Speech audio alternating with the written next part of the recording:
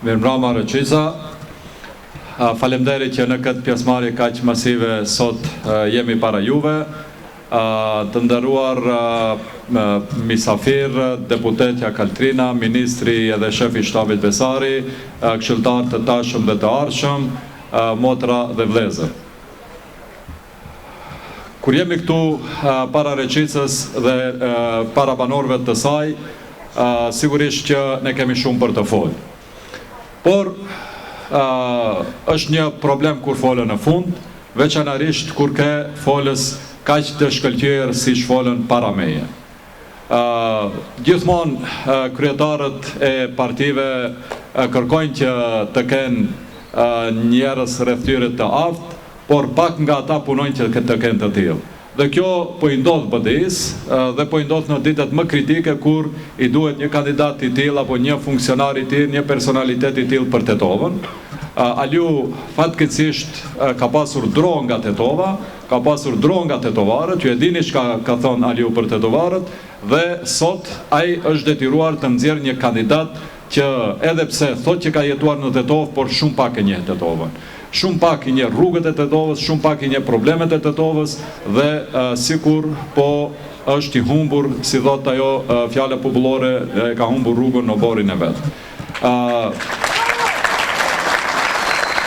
Por kjo është trashëgimia e Aliut për këto 20 vite që në Tetovë nuk la një njeri tamam si duhet, të cilin pastaj do mund ta kandidoj edhe për këto zgjedhje lokale. Vërtet që kur prezantuan këtu që nga fillimi i Besari, shefi shtabit, cili një herit ka qenë kryesues i Këshillit Komunal, me cilin kemi pasur një bashkëpunim të shkëlqyer, dhe pastaj edhe Ilzana nga këtu Rëqica e Madhe, e cila po ashtu më impresionoi me fjalimin e saj, dhe për fund Albi, i cili është një figurë që premton. Pra çdo njëri nga këshilltarët vërtet që janë një, do kisha thënë, ekip trimtim në Këshillin e Ardhshëm, dhe kjo nënkupton se Tetovën e pret një e ardhme e ndritur. Faleminderit çdo njërit të cilët folët dhe të cilët prezantuan në mënyrën më të mirë projektet për Tetovën. U përmend gjithë ajo që është bërë në nivel të pushtetit lokal. Unë do të plotësoj vetëm me disa projekte vërtet të mëdha, apo siç e përmendi Ilzana, megaprojekte. Këtu ajo që është me rëndësi për Tetovën ka të bëjë me stadiumin e qytetit. Leqë nuk e bën për 2 mandate, por aq shumë e komplikuan punët sa që na u desh 2 vite për të mbyllur një marrëveshje të dështuar të tyre dhe që të mund të lidhe një marrëveshje të re dhe të nisin punimet. Vërtet është për të ardhur keq kur kundër kandidati dhe subjekti që e përkrah nuk i kanë njohuritë elementare. Më akuzojnë se realizoj projekte pa leje. Duke mos bërë dallimin që e dini çdo banori i fshatit Rëqicë e Madhe, që kur e ke një shtëpi, kur aplikon në komunë për të marrë leje, merr leje për rikonstruim të asaj shtëpie, por qoftë nëse e ndërton nga themeli. Pra leje për ndërtim merret vetëm atëherë kur s'ke një objekt. Në një tokë, në një fushë, do të ndërtosh një objekt, një shtëpi, do vish në komunë do aplikosh për të marrë leje.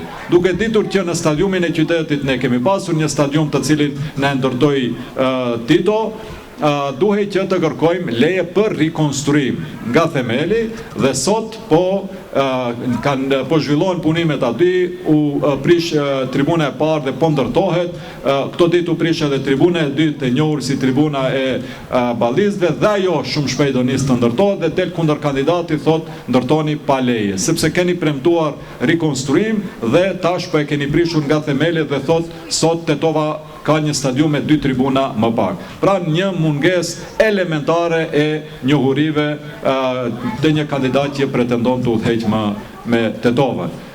Po ashtu, unë nuk e kuptoj se si shkon në fshatin e vet dhe kërkon vot, kur ai për 20 vite nuk arriti ta bëjë një shkollë. Shkollën e Selcës që po ndërtohet tash, lejen e kemi dhënë ne si komunë, sepse ata më herët e kishin edhe Ministrinë e Arsimit, e kishin edhe komunën dhe nuk arritën një leje të sigurojnë. E dini që objektin paraprak të shkollës së Selsës e shihni çdo kush, edhe nga Tetova mbeti një skelet betoni që ishte rrezik për fëmijët e fshatit. Po ashtu, rrugën për në fshatin Selc duhet vim ne që t'ju ndërtojmë, sepse ata nuk ishin të aftë që ta ndërtojnë për 20 vite pushtetin qendror, pushtetin lokal, Ministrinë e Transportit, pra gjitha mundësit i kanë pasur dhe nuk arritën një rrugë ta bëjnë në fshatin e tyre. Pra duhet që të vim ne që ti zgjidhim problemet, hallet edhe të tyre. Kjo është ajo të cilin ne ofrojmë, prandaj u përmend nga këshilltarët paraprakisht që ne duhet të kërkojmë votë të çdo kush. Këtë rrugë që po rregullohet, rrugën kryesore që u asfaltu, këtë fushë sporti për fëmijët e Reçicës që po e shfrytëzojnë, kanalizime që shumë shpejt do nis me njëherë pas përfundimit të zgjedhjeve, plani urbanistik dhe gjithçka që po e bëjmë në Reçicë të madhe, po e bëjmë për të gjithë. Po e bëjnë edhe bile dhe për ata që na shajnë, që na kritikojnë, sepse unë nuk e di që ndonjëri nga ju apo nga ne i kemi thënë kundërshtarëve, ju nuk guxoni të kaloni këtu sepse ju nuk na keni përkrahur dhe nuk na keni dhënë votën. Pra, ashtu si projekte që i realizojmë për të gjithë banorët e Reçicës madhe, ne kemi dinjitet, ne kemi krenarin dhe ne kemi të drejtë që të kërkojmë votë në çdo shtëpi të Reçicës së madhe.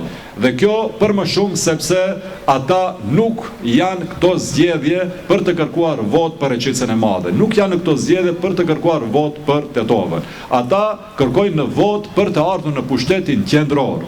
Sepse aty janë parat, aty janë, si thot populli legët, për ti keq përdorur. Në Tetov, ato sa e kesh përdorur pushtetin lokal, arritën t'i bëjnë 24 milion.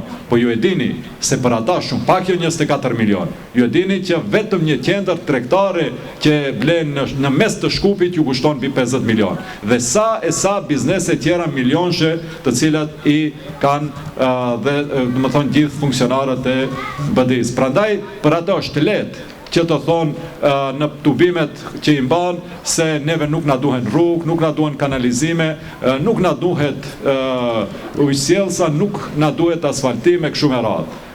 Po na duhet dinjitet. Cili dinjitet? Dinjitet duke ecur në përlloç, dinjitet kur nxënësit e Selsës mësojnë në kushte mizore, dinjitet kur Zajazi ende nuk ka ujë të pishëm.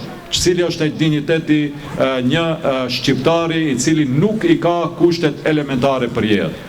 Ne në këto zgjedhje lokale po kërkojmë votë për projekte cilat do i bëjmë për Tetovën, për Reçicën e madhe dhe për çdo lagje dhe çdo rrugicë dhe çdo fshat të kësaj komune. Do vinë zgjedhjet parlamentare dhe sigurisht që aty do t'ju tregojmë se përse ata nuk e zgjodhen çështjen e përfaqësimit adekuat dhe duhet që të vim ne që të miratojmë një ligj për përfaqësim adekuat siç kërkon nga marrëveshja e Ohrit. Pse ata nuk e zgjodhen çështjen e njohës, por duhet që kjo çështje disa herë të kontestohet nga gjykata kushtetuese.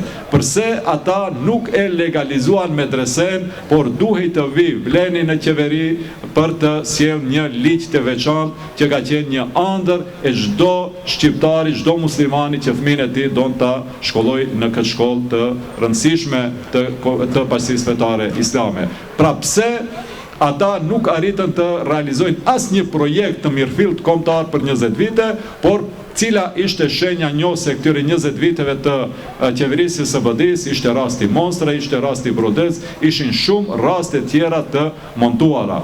Për hir të së vërtetës ata tentuan edhe këto 15 muaj që të im skenojnë kështu raste, por fatmirësisht tani më partnerët tanë ndërkombëtar nga Brukseli dhe Washingtoni i kuptuan, i njohën strategjitë e tyre dhe me kohë, siç thot populli, ju akrehen veshin, edhe atëherë kur ata e bën tendë dhe përgatitnin skenar ugurzi për shqiptarët, e dini që shefi i tyre, Artan Grubi, u fut në listën e ZES dhe sot bredh rrugëve të këtu në Ballkan, mos them se ku, sepse çdo kush nga ne e dim se ku, por nuk është aty ku e ka vendin, pra para organeve të drejtësisë. Kështu që unë ju faleminderoj nga zemra për gjithë përkrahjen që na i ka dhënë Reçica e Madhe, gjithë përkrahjen që na i ka dhënë Tetova, dhe kërkoj ashtu siç kërkuan edhe parafolësit që këtë mobilizim kaq masovik ta vazhdojmë deri në 19 tetor, që ditën e diel të dalim të votojmë, ashtu si na ka hije si qytetar të qytetruar, qytetar të cilët pretendojmë shpejt jemi edhe qytetar europian, të votojmë dhe të tregojmë se ne dim të vlerësojmë punën, ne dim të vlerësojmë sakrificën, dim të vlerësojmë kontributit, dhe një herë për gjithmonë partive politike të cilat nënvlerësojnë inteligjencën tonë, nënvlerësojnë intelektualizmin e Tetovës me 2 universitete dhe nxjerrin kandidat të paaft, të cilët nuk e din sepse kanë kandiduar, por se Tetova dhe tetovarët vlerësojnë ata të cilët jetojnë, punojnë dhe janë të gatshëm edhe të vdesin për Tetovën. Faleminderit Reçicë e Madhe dhe shihemi me 17 tetor në kultimin e Tetovës.